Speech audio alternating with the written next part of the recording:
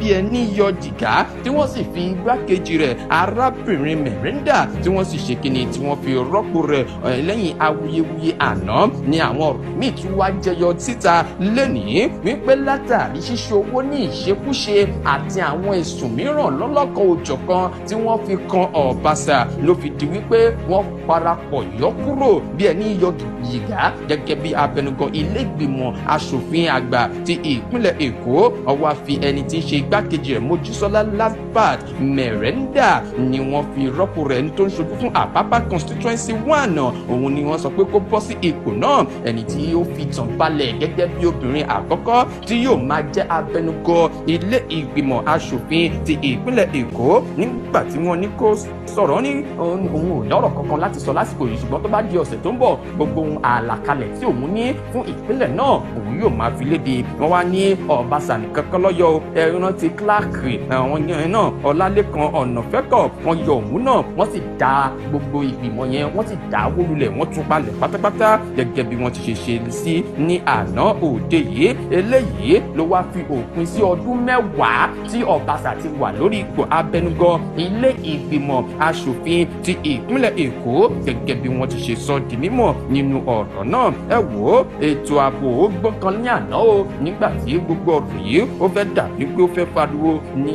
ibi tí ó jẹ́ ilé ìgbìmọ̀ aṣòfin ìpínlẹ̀ Èkó lánàá ẹ wò ó àṣírí tuntun wọn nítorí ìṣekúṣe tí Obasa ń ṣe owó ìlú àti àwọn ìwà mìíràn bó tilẹ̀ jẹ́ wípé ó sọ pé òun kò jẹ̀bi gbogbo àwọn ẹ̀sùn yìí ni wọ́n fi yọ kúrò ní ipò abẹnugan ti ilé ìgbìmọ̀ aṣòfin ti ìpínlẹ̀ Èkó ẹ jẹ́ kí n kúrò níbẹ̀ ẹ jẹ́ kí n bẹ̀rẹ̀ sí ní lọ síbi tí. Since yesterday, Right Honorable Mudashiru Obasa is a 6th-term member of the Lagos State House of Assembly and is a three-term Speaker of the House. For God's sake, with that credential alone, I think if he says he wants to contest for the governorship of the state, nobody should say it is wrong to do so. Even those who may not be as experienced as Right Honorable Mudashiru Obasa are still free to contest. Every citizen of the state